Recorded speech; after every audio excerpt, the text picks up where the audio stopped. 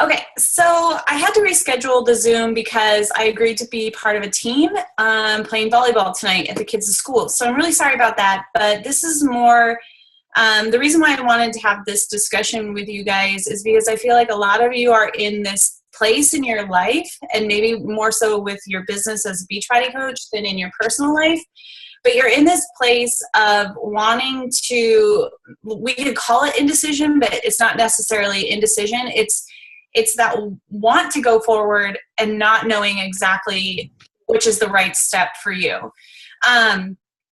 And we've given a lot of tips lately on things that you can do, actionable items, things that you can actually do with your business to help your business grow.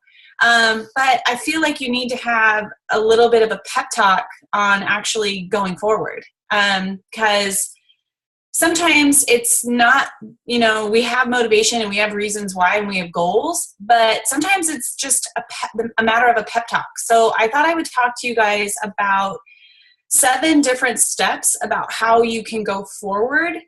And it might just help something click for you, and it might just address this concept of uncertainty. And I think that's what kind of holds us back sometimes, is this fear of uncertainty of, am I going to succeed? Am I going to fail? Am I, what's it going to, the fear of unknown we'll call it consistency, but it stems from the fear of failure. And the first thing that you have to do is become comfortable with uncertainty, because that's life. There are no guarantees.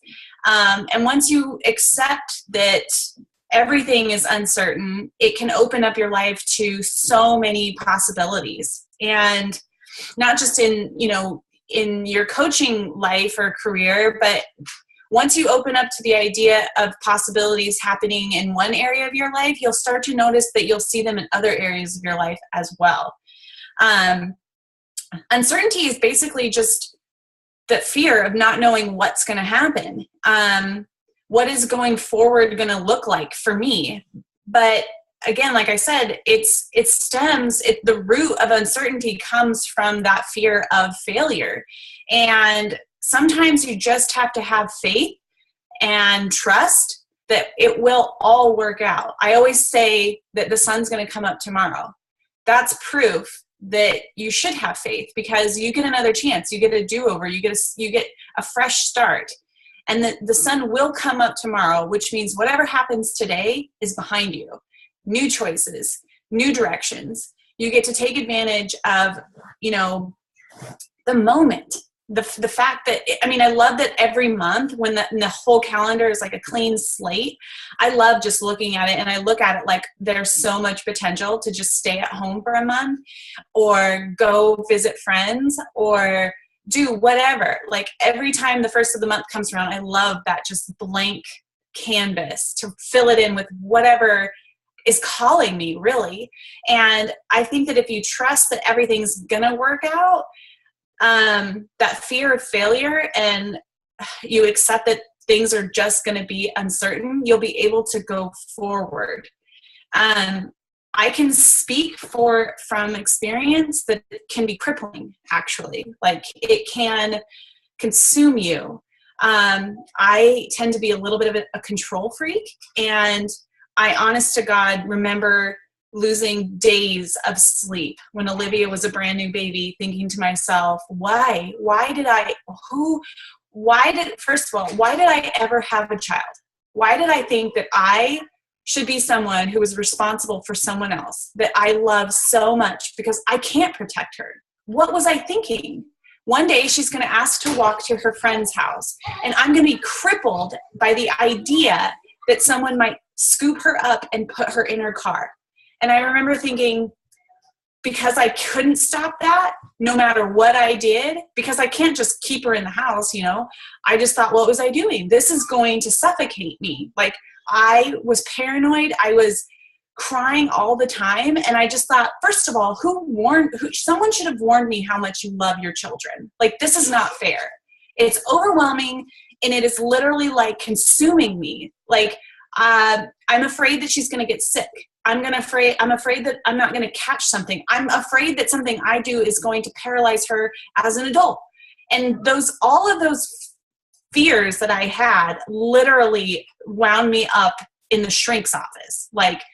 And they just basically were telling me that I was a control freak and I was obsessing over things that I had no control over. So I understand what it feels like to be consumed by the fear of things that are out of our control. And that's uncertainty. But it no matter how much you try to control it, and trust me, I know, I've been there, you can't. So embrace it. If you accept that the root of uncertainty is the fear of failure, you should accept also that fear is all made up in your head. And failure is a part of life. It's natural. Embrace it. And once you embrace it, you have defeated it. And that is step one. If you are fear of what's going to happen for any decision that you are about to make in your life, make a decision and embrace that even though you might have 99% sure that one thing's going to happen, no matter what, you don't know. And once you embrace it, you have then defeated that fear of failure. Make a decision and go for it. So step two is that's actually step two. Step one is accepting that it's a, fear of failure. And step two is doing it anyway. Once you embrace your fear of failure, you have defeated it. Once you can make a decision and actually go forward, you have defeated it. Step three is embrace that nothing is in your control. Like nothing. Very minimal. Nothing, actually. I don't even, honestly, I always try to think of fitness about how, fitness is the one thing that I've been able to control. I can not eat that. I can lift 5 pounds. Nothing is stopping me. I don't have to put an entire pizza into my body. So I used to tell myself, for someone who has OCD, control the things that you can control. And so I would tell myself, well, you putting pizza in your body is basically, you're giving the control away because you can't control that and you're not. But the truth is even when I really want to work out, sometimes I can't because I'm injured, my body is sick, recovering, whatever it is. When I try to do 25 push-ups and I try to do 5 sets, sometimes I can't do them all on my toes. That's just how it is. Very minimal things in life can you control. And once you realize step 3, that nothing is in your control, take risks. I know that that's crazy to say, but you're taking a risk just by living, man. You don't know what's going to happen. So everything is out of your control. So you just being here is risky because you don't know what's going to happen. So take more risks. Embrace that nothing is in your control. That's step 3. Number 4, open your mind to what if. If you can consistently ask yourself throughout the day, what if, and let what comes to your mind sink in, that excites me. So a personal example for me is that right now we are hypothetically planning that in March 2017, we are going to start raising 500 chicks a week for 26 weeks.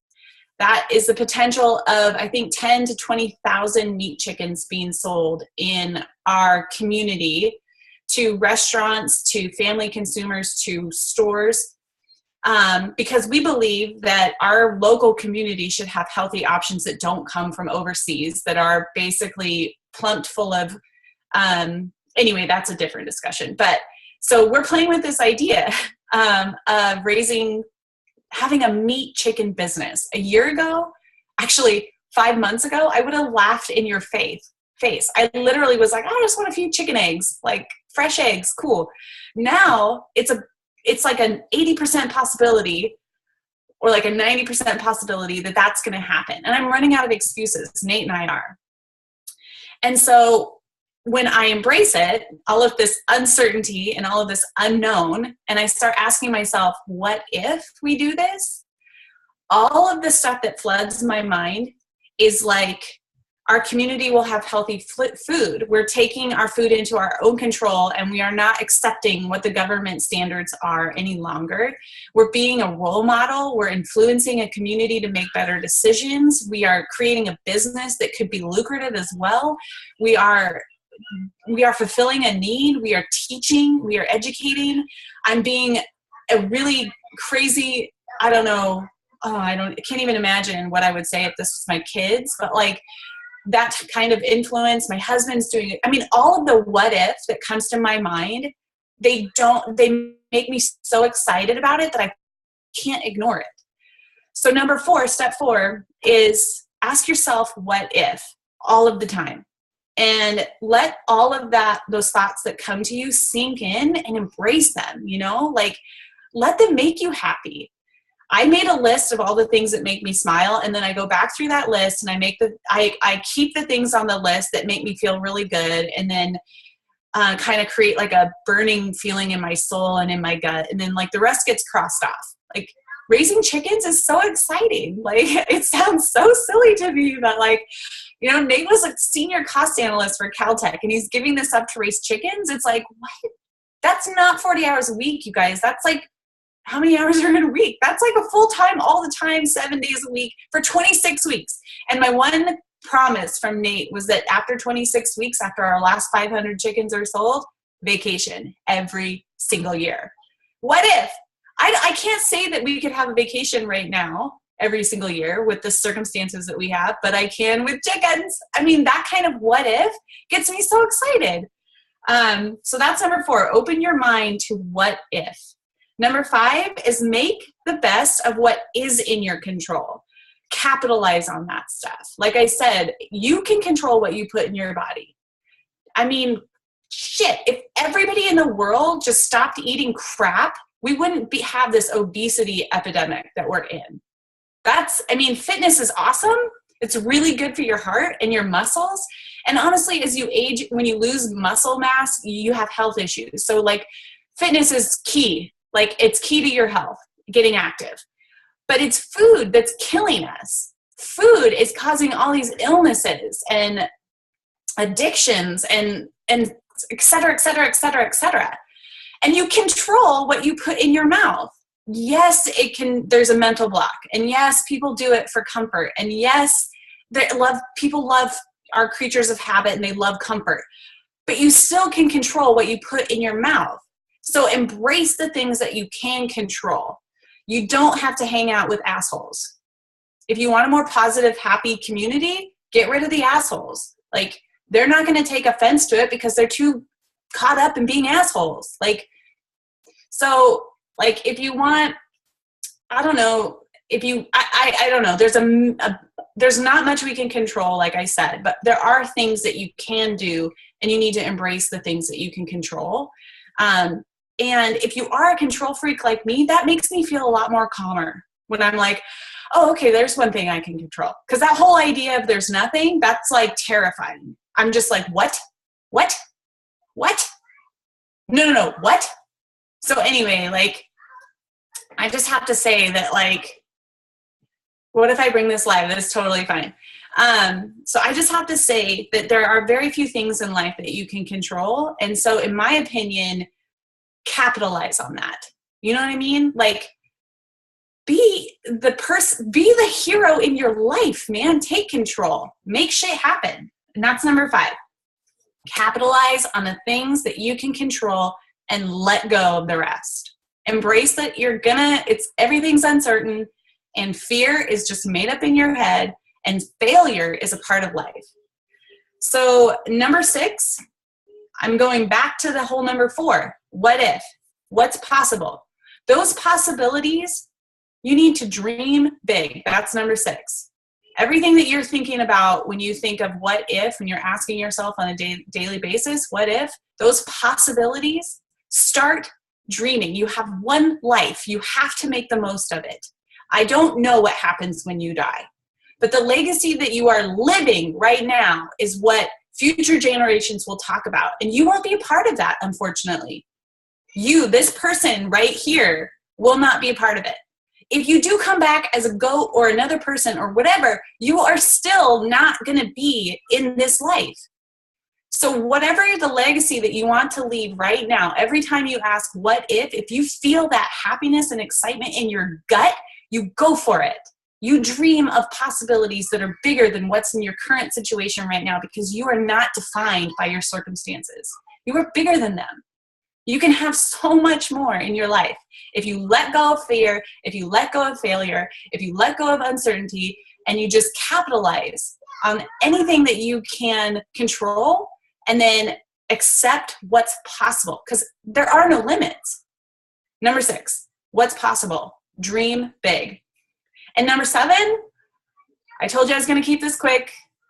And this one is the hardest one, I think, because a lot of the other stuff, 1 through 6, is all like stuff that you just kind of have to accept regardless, no matter how much you try to control, that you want more control, no matter how much you don't want to fear, no matter how much you're afraid of failure. All that stuff is going to happen no matter what.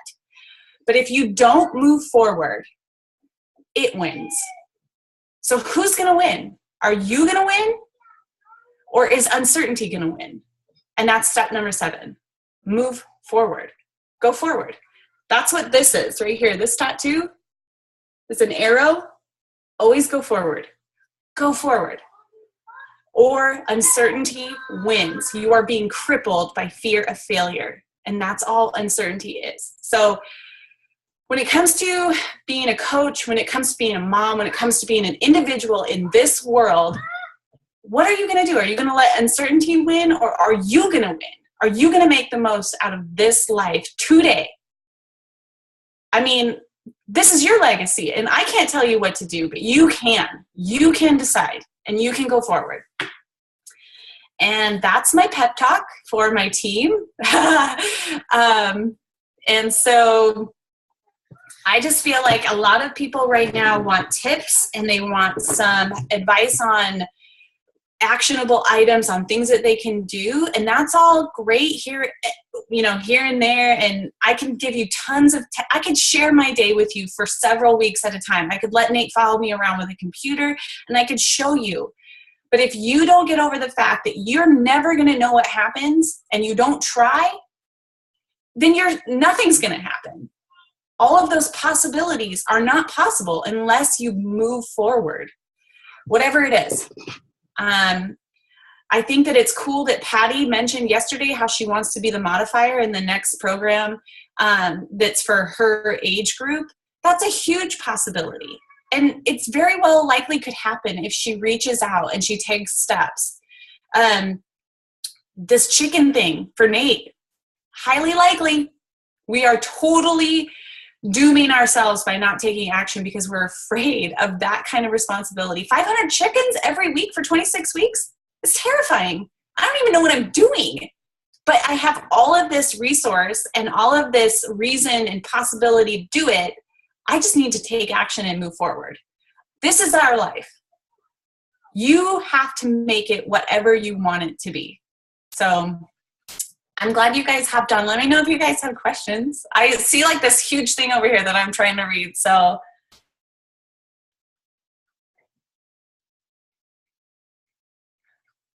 aww.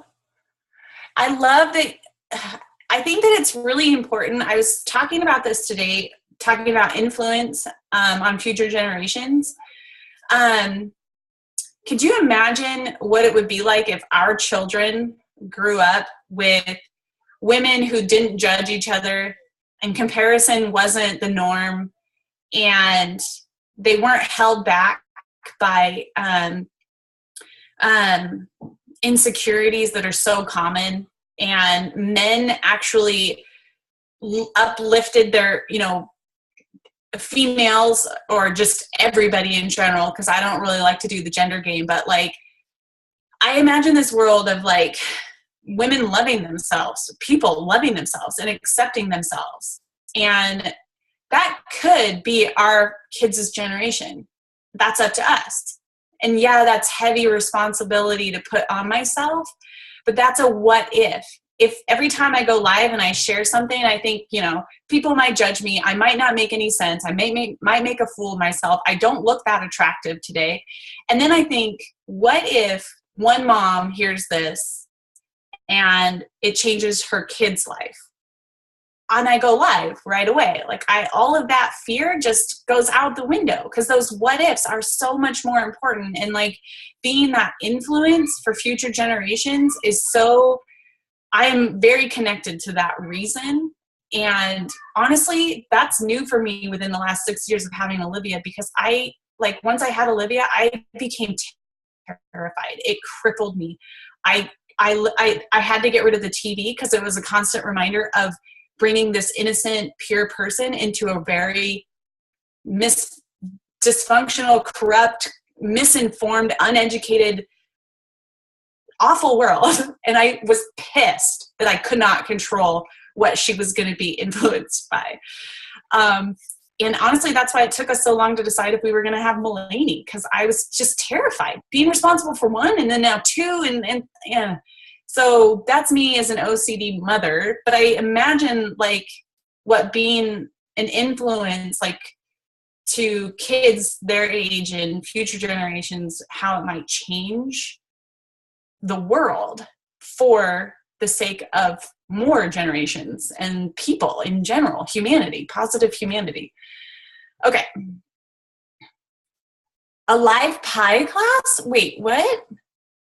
Love.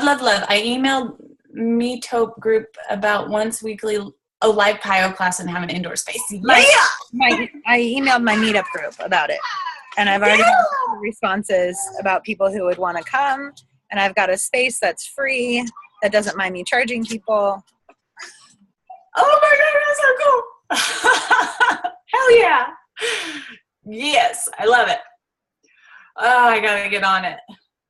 I didn't realize that my word correction did all that. Oh, sorry. I didn't need to read it out loud, but I was like, you got it. All right, guys, I'm going to go play volleyball for like 3 hours, so wish me luck. Thanks for joining. I hope you guys are good. And I'm not going to close this, so you have to close it and keep the recording. Okay. Peace out, guys.